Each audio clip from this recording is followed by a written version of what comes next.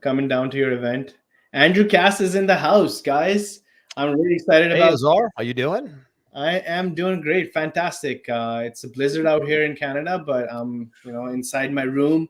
I'm really comfortable, but I'm really excited today. I've been looking forward to this call. You and I, we've been working together for a number of years now. Yeah, we But go way back. yeah, way back. I remember the first call, but I'll save that for some other time. But Andrew is the founder at Pipeline Pro. Pipeline Pro is a really fast, accelerating CRM system. How would you define Pipeline Pro, Andrew? Pipeline Pro is one of the leading sales tracking and marketing automation platforms in the CRM space. We're in, I think tens of thousands of users, a couple dozen different countries. I like to tell my sales guys often say when they're doing demos that we are like a mini Salesforce, which is the biggest enterprise CRM in the world. By the way, they have like 24% market share. Big publicly traded company. We're like a mini Salesforce for the small to medium-sized business owner. So we have all the same features as Salesforce does. Salesforce runs Coca-Cola, Nike, big enterprise companies, as you probably know. But interestingly, as a software platform for the small to medium-sized space, we have more features at a fraction of the cost as that big, large, booming Salesforce enterprise system. So we have a sweet spot in the marketplace where we can come in and deliver the exact same, but actually more features to a small to medium-sized business owner than Salesforce has. And at least a tenth of the price, it's very heavy, complicated enterprise software Salesforce. So we've been able to do very well as an all-in-one mini Salesforce type angle to small to medium-sized business owners, where the differentiator for us is nobody needs any other software when they're running on Pipeline Pro, because literally everything you could ever need is inside. We've almost never had an instance where somebody said, you know what, it's just not for me because I need fill in the blank. We have all the fill in the blanks. Yeah. No, it's the price advantage that you guys bring to the table is like phenomenal for the amount of stuff this software does. Incredible. We actually have people who certify on Pipeline Pro, so we do a lot of trainings, use the system ourselves. So before we get into your current SaaS venture, Pipeline Pro, Andrew, which is keeping you busy right now, I want to also point out that Andrew is a published author. Andrew's got an amazing sales-focused podcast, 150 plus episodes.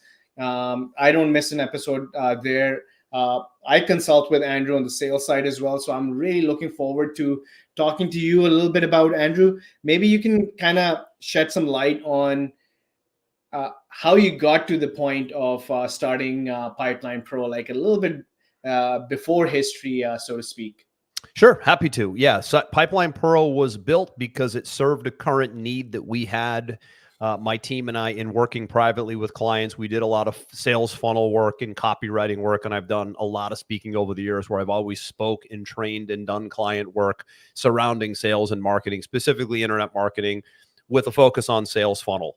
So we were using ClickFunnels and Infusionsoft and Calendly and all the big players out there. And when we got on the Pipeline Pro platform, we realized that it did all of those things that 3 or 4 different softwares did. And we said to ourselves, well, this fills a need for us. And if it fills a need for us, it's probably going to fill a need for a whole lot of other business owners around the world that want an all-in-one solution with 4 or 5 times the capabilities of the ones I just mentioned. And that's exactly what we did, is we filled our own need. And then I basically adapted the software to the medium to small size business owner, and we took it worldwide. So you basically solved the problem for yourself. Correct. In your current roles. And I think that's the best way to do it. It's kind of how we started with RepStack. And, you kind of figured it out for yourself before you take it to everyone else. So in terms of, and I think a majority of the people that listen to us, Andrew, are marketing agencies, SaaS businesses, business coaches. And one of the things that a lot of our clients or people who are in our industry are struggling with is, not having that proper infrastructure, the sales infrastructure in place and the marketing infrastructure in place. Do you want to maybe quickly shed some light on that? I know how you guys work. It's a phenomenal business that you guys have created, constantly busy, and you have a full sales team, and then you have your marketing that you guys are spending $1,000 on. But for somebody who's struggling, who's anywhere from $300 to $500,000 a year in revenue, what are some of the things that you would point out on the sales and marketing side so that they can get out of that rut that they're in and start growing again? For me, it always comes back to deal flow. Most business owners that struggle always focus on the wrong things. They normally always want to make their product better. They want to have more products. They want to have better services. They want a better looking logo. They want a cool website. And really what they're doing is subconsciously avoiding the elephant in the room, which is you need more leads. Yeah. So it always, to me, I mean, I consult with multi-million-dollar business owners all the time, all over the world, every single month. I meet with many live every month in my own local mastermind groups. I consult with high-level clients in multiple different countries, and it always comes back, Azar, to that, right? Every single hole, I'm going to say 99% of the time, the hole will always come down to you don't have enough leads and you don't have enough people on appointments. And if you just can be focused on only that, everything else tends to take care of itself. I'm not saying don't have a great product, don't have a great website, don't have a great logo, but it doesn't matter if nobody will see it, right? I always say if you could have the cure for cancer, but if nobody sees it, nobody's getting cured, right? So mostly it's a deal flow thing, and that stems back to having a sales funnel that converts, having a lead generation offer that makes sense, that's education-based, that's information-based, that teaches somebody how to solve a problem or avoid a pain point, bring them into your world, nurture them, get them on an appointment, offer your products and services, rinse and repeat, and everything else takes care of itself. As soon as you get away from that, then as soon as you start focusing on all the distractions, social media, not saying don't have it, and not saying don't be active, the website, a better product, a new logo, like all of that stuff is great. But I find that it is a big distraction most cases because the problem normally lies in lead flow. Yeah. And so, I think deal flow. Sorry, what did you say, Andrew? Fundamentals, right? Fundamentals, lead flow. Yeah, totally. So, and I think Insight Pipeline Pro, it's a great area where we track our deal flow. We can calculate down to the last penny on how many deals we got in the pipeline. And as soon as we see that number go down below our threshold, we know that something's not working maybe on the marketing side, and check out those funnels and the copy that we have and things like that and tweak that. So yeah, it's a no-brainer, but it's really hard for us agency owners to get to that point.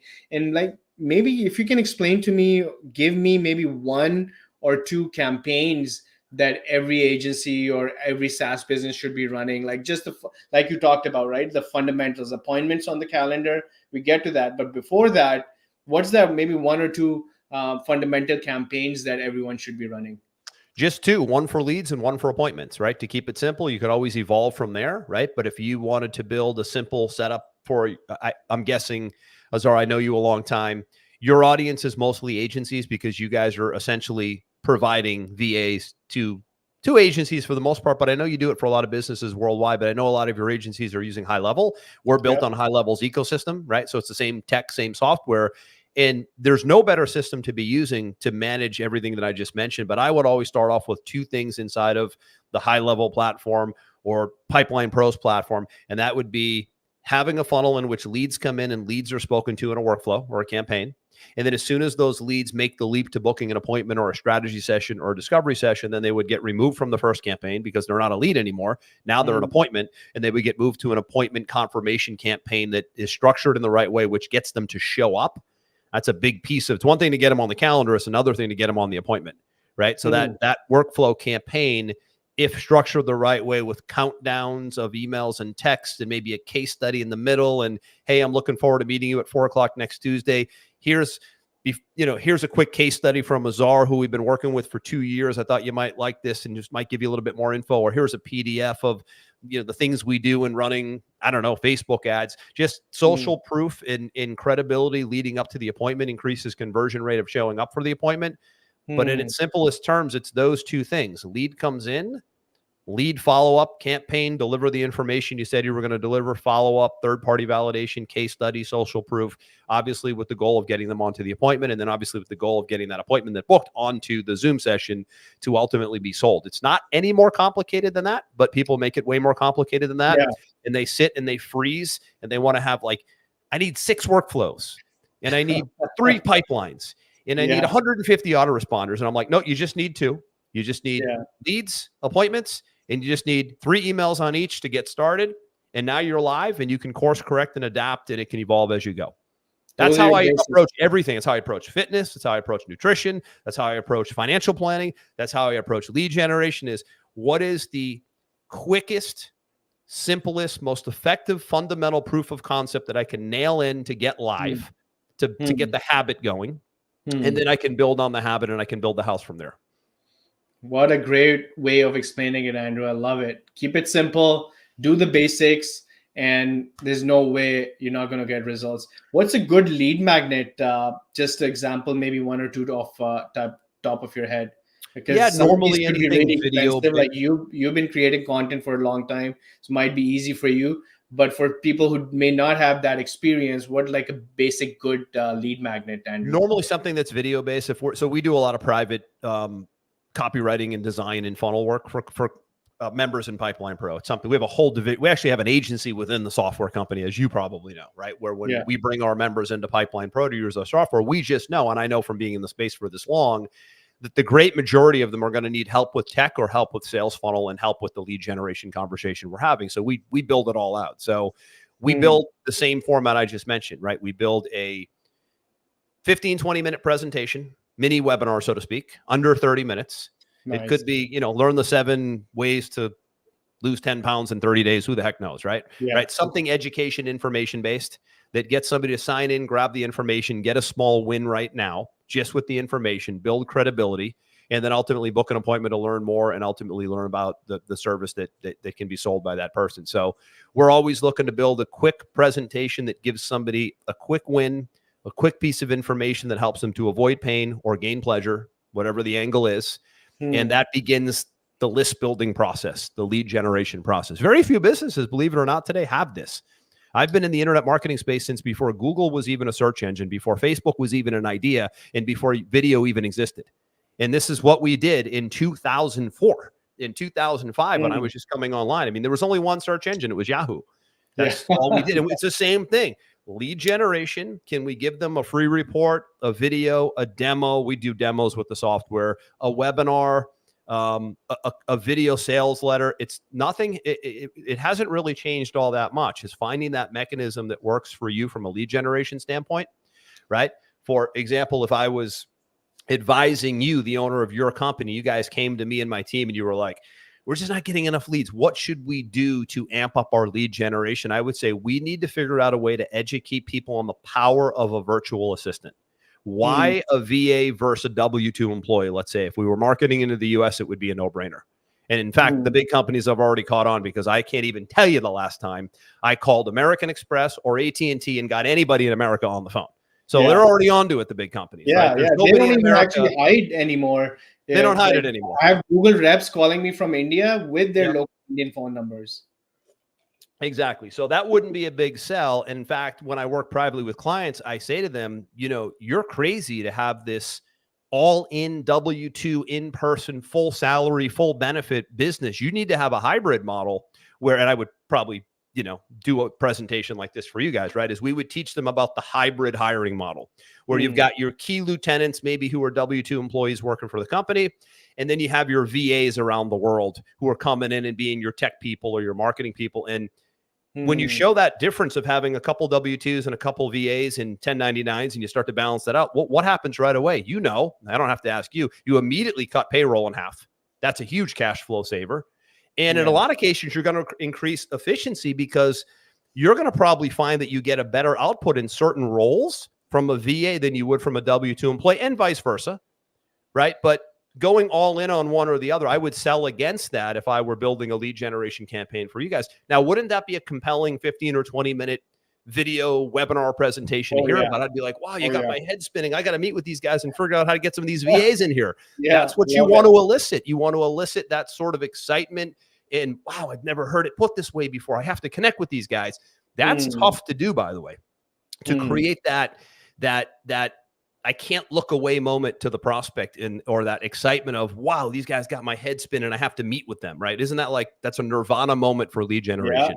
And that's what yeah. has to be created in any business is you got to figure out what is the unique selling proposition that sets you apart, that gets somebody really excited to go to the next step with you. It's hard And to then if do. you're doing it yourself, Andrew, it's going to be a step-by-step process. Yeah, you're going to keep the price down and all of that good stuff. Like you're saying, these are golden nuggets, by the way, just by following what Andrew is talking about. You can have a simple lead magnet that identifies your USP and Mhm. talks about that. You give that away, and then you build out your single lead campaign. Then you move it to the appointment campaign, and then you turn it into a sale. So that's the gist of it.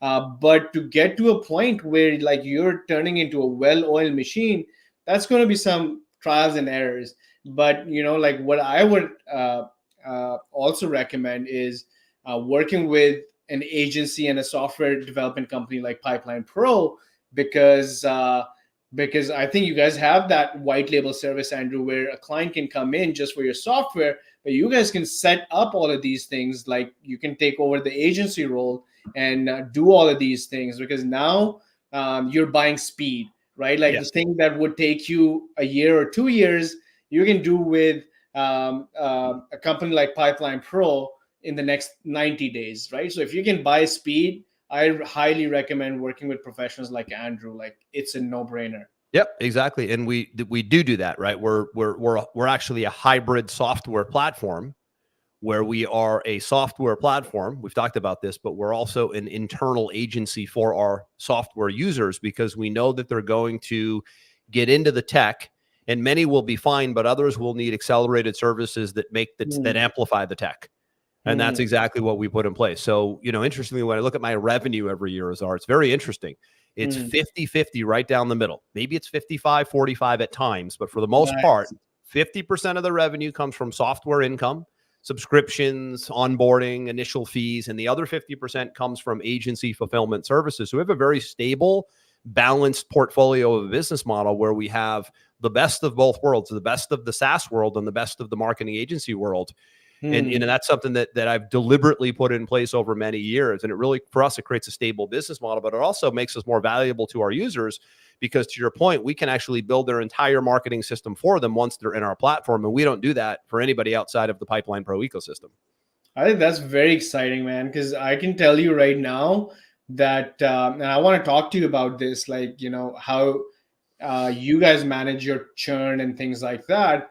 But I can tell you the biggest issue that an agency owner who crosses that 500,000 or $300,000 a year revenue mark and growing toward that seven figures is going to be clients leaving them, and that's Yeah. because they're just an agency. They don't have a software like you do right now. So, like, does that really have an impact on churn, Andrew? That's a quick question for you, bro. I think so. First of all, I would tell anybody listening that churn is a monster problem today for everybody from Netflix to Amazon to you.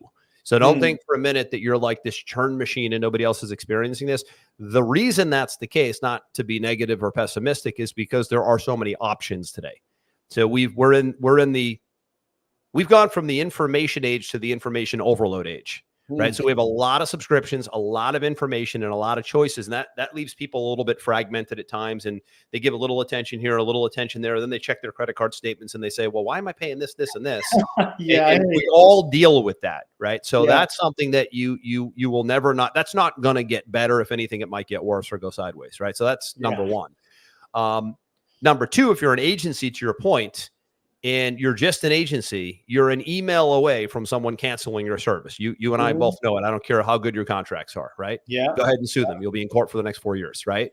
So Yeah. I always like to, and I've spoken on this many times, this concept of integrating software as a service within your offering so that Hmm. if you're doing Facebook ads, let's say, right? Hmm.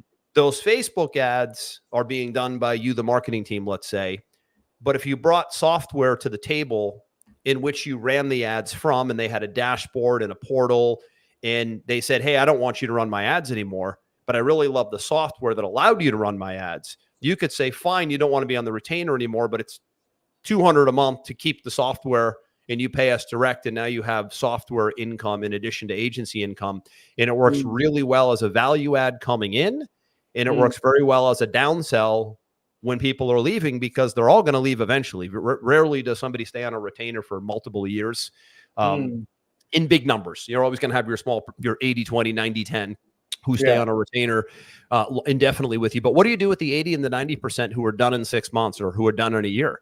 Right. It would be nice to be thinking about a way to support them with software as a service, right? A million ways you can adapt it. Certainly in the high level world, there's so many different adaptations to that ecosystem that you could create a version of software that is congruent with your agency that you use with your offering, but you also can sell standalone if you had to.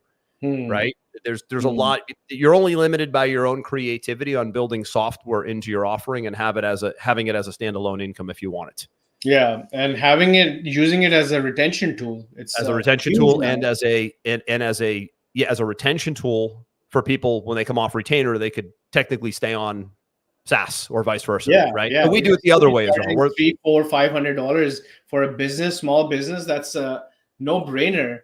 To continue to use this essential sales and marketing tool that, hopefully you've been able to now integrate over the last 1-2 years. Maybe you've been working with this client and they're like used to it. When they're leaving your services, you can just say, hey, keep the software, right?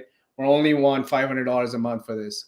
Something like that. And we're a little bit of a unicorn because we do it the opposite way, where we are a software player. We lead with software, but then we have the agency services on the back. That's not common. I've not ever seen it until I did it. I'm sure it exists in some places, right?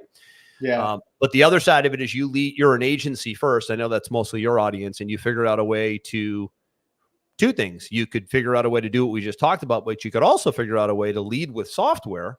Because that would allow you to. You're a big proponent of that. And, well, that would allow you to enter new marketplaces that you maybe would have never thought to enter as an agency. And then when you acquire customers on your software, then naturally you then become us and say, well, we also offer these agency services on the back. And maybe there's some sort of discovery call or onboarding process too. So I'm a big fan of the hybrid approach of one feeding the other and vice versa, and making it, a big cycle, if you will, of SaaS feeding agency and agency feeding SaaS. Amazing. Such great ideas. So we've discussed marketing. We've discussed sales. We've discussed how Pipeline Pro is the backbone of any business. Like you're going to be bringing in all your deals, everything through a software like this. It's better to have it than not. Otherwise, you'll be just like running like managing Excel sheets and things like that. Nobody wants to do that. And then we just talked about how to impact churn or improve retention using software as a service. The last gear I want to switch with you, Andrew, and really I want to talk to you about. I know you run a phenomenal team. You got a hybrid team. I want to talk to you a little bit about how you manage your team, how you run your teams. What kind of departments are you running, and how big is the team?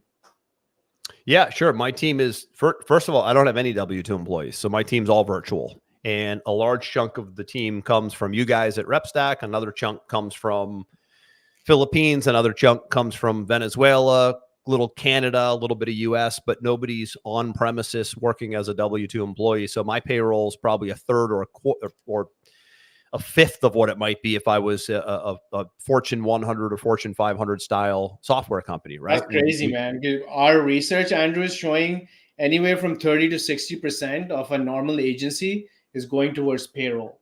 So just like, that's always going to be the biggest expense. Manpower. Any business like ours. Yeah, manpower and fulfillment is a huge cost for agencies. And if you can get a handle on that and figure out a way to balance out who you need in person and who you don't, right? There are certain roles that, like I said a little while ago, there's no reason for you to be paying maximum price W-2 employee, physical, in-person, dealing with drama, health benefits, and then dealing with, in America's a disaster. You'd be dealing with, you look at someone the wrong way, you get sued. So why deal with that? You don't have to, right? It's insane in America.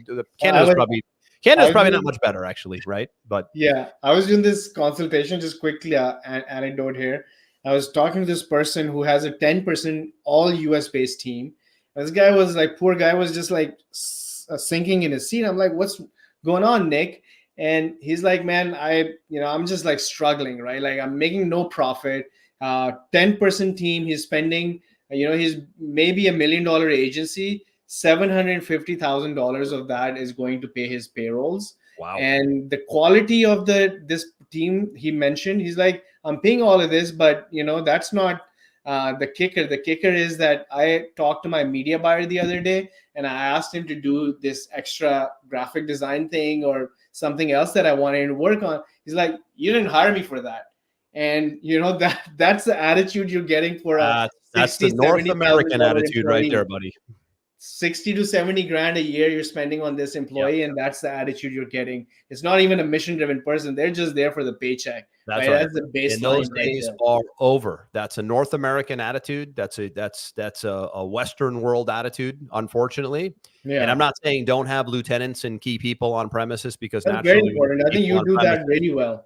Yeah, you definitely, there's something to be said for having people live in the office, in the flesh, committed to the whole business.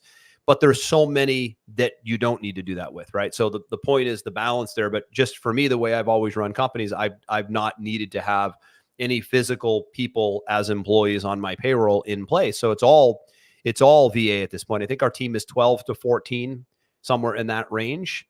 And everything is managed in Slack. There's multiple weekly team meetings and Zoom sessions and Basecamp project management. And of course, I have people in management roles that oversee smaller teams. So the infrastructure operates the same way as it would if we were all sitting in one office. The difference is I open up my pool of talent to the world instead of the area, which is also a big thing you want to think about. Let's say you're located in Miami, Florida, or Chicago, Illinois, and you need somebody on premises 8 hours a day. Well, guess what? Your talent pool is tiny. Your talent pool is a 20-mile radius. Mine's a 5,000-mile radius, 10,000-mile radius, right? Yeah, I was talking to Sean Clark. He was on my podcast, and this is the exact question I asked him. I was like, how do you hire globally? And what's the challenges? He's like, it feels like I know a secret that other people, it's evident to everyone that I can go and hire anywhere in the world. I have global access to talent pool. Like that's his competitive advantage, where and this is a company which is like it's some words, it's 5 billion evaluation at this point right now. They're growing extremely fast, and they're heavily relying on global talent. But the issue that some of the people that in our industry, Andrew, they face is that how do you, because I know you do it great, right? Like you're pumping out quality that a North American agency would pump out. And you're doing that with all remote team. Like, how do you manage that quality that, people in North America are expecting using an all remote team? Like what's maybe one or two pointers there? How do we manage them because they're remote, you're saying? No, I'm saying that the quality of the work that you're outputting for your clients, it feels like you're operating with an agency that's based in Miami or Tampa, right? That's the level of work that you guys are delivering with all remote teams, so many of them overseas. And that's the concern, that people think that as soon as they go overseas, the quality of the work is going to go down. How do you address that concern? A lot of times it's just their story, right? There's no evidence of that, right? It's just humans being humans, and humans being humans, and thinking that because something is different, then suddenly it can't be as effective. But without evidence, that doesn't make any sense. So it's the same process. Whatever operating procedures you'd have for an operations manager that's a W-2 employee would be the same that you would have for somebody who's maybe based in, I don't know, the UK or Pakistan, right? Doesn't make a difference. And then naturally hold them accountable to daily reports and outcomes. And there's a lot of different mechanisms you can put in place, EOS or any of these operating procedures that hold people accountable. They don't necessarily have to be physically there with you, but the mindset initially will reject that because they think, well, if it's a high level person, I should have them on premises. But again, no evidence of that, right? You might get better output from somebody who's off premises than who isn't. And we actually proved it at one point. We had a US based account manager overseeing our agency inside of Pipeline Pro for years. guy out of California, did a good job. But then we brought someone else in from Pakistan, RepStack rep, that started off as assistant account manager and somebody that was just sort of working their way up. And eventually we said, you know what, let's flip it. Let's take this payroll, which is now a quarter of what it would have been in with the American project manager, and have this girl prove or prove not that she could be the account manager for this division and oversee this group of clients at a quarter of the cost of the payroll for the American person. And she was actually better. Right. So I didn't know until I always say you don't know until you go, right? Until you do it and test it and prove it wrong, it's an assumption that somebody off premises can't do as well. But today, the interesting phenomenon with the mindset is I'm finding, and I have vast experience and evidence saying this since I've had a virtual company for years now, multi-million-dollar company, Pipeline Pro alone, is that the people overseas tend to value the position in the career more than they do internally here in North America. We've almost caught a contagion here in North America of entitlement and you owe me and bare minimum. And it's not everybody, but it certainly has become very pervasive. And as business owners, you better have a keen eye on it. I'm finding that the high caliber, well-educated, well-vetted people we bring in, whether it be from RepStack or somebody we hire on our own, are very appreciative. They're very accountable, and they're very respectful and very appreciative of the role that they have. And they're oftentimes, I could count 5 or 6 that have been with me for 3+ years in that same role. Yeah. So the churn is actually better, and the appreciation and the respect and the productivity tends to be better as well. Again, maybe that wasn't the case in the 80s or 90s, but it absolutely is today. Yeah. Now, to play devil's advocate, I feel there's amazing talent in the US for sure, because we're at the cutting edge of software and agency world marketing and things like that. All these big companies, Google, Facebook, everybody's based out of the US or are US based companies. But the issue is that to get to that right person, Andrew, like the person that you want, like who's mission driven and who's self-motivated, that person is even at a higher tier. Instead of now between 50 and 70 grand contract, you're looking at $70,000 to $90,000 to bring in this extraordinary person who you can probably find globally in a $30,000 contract for the whole year, right? So that's the difference, because over here you're bringing in, you might be, going at the extreme of paying on the global levels, like really, really high. Like, at RepStack, for example, we consider our contracts on the higher side if you were going to hire VAs. But that person is guaranteed to have that mindset that you're talking about at that price point, and to find that in the US market, you're going to have to, up the scale again. You can't get that in the $50,000 associate or a marketing person or an account manager. You're going to have to spend a little bit extra. So yeah, I think I feel that's great points. The number one, mindset, Andrew mentioned, like usually these are our own hangups. As soon as we overcome them, I think you unlock profit. And listen, you're going to have to sift and sort through a lot of people too. That doesn't change. I also find that when business owners start going this route, they'll interview 1 or 2 people and go, "Oh, they're a disaster. I could never hire somebody overseas." But you do 10 to 20 interviews for the same person in the US. So why would you do 1 or 2 for somebody outside of the US, right? So there's that hang up as well. But also, there's certain roles where I wouldn't hire overseas. My main 2 sales guys, my business advisors, have been with me for years also. They're US based. I would prefer to have a US based high-end sales person in that role than I would to have somebody maybe running project management or running tech support or customer service over in this division. So some roles, that's why I talk about the hybrid approach. Some roles I wouldn't even consider overseas, but most roles I would. Yeah. No, I think that's you hit the nail on the head there, my friend, that run a hybrid team, unlock your profits. You'll have people who'll stay with you for years to come, because these are amazing opportunities for them, and have your key lieutenants right alongside you in the States, or they can still be remote, but everybody can be working from wherever you want to hire from. So that's a great approach. I've learned so much from Andrew. Andrew's been phenomenal in getting RepStack off the ground. So we consult with Andrew on a lot of these things and how to build these things out and things like that.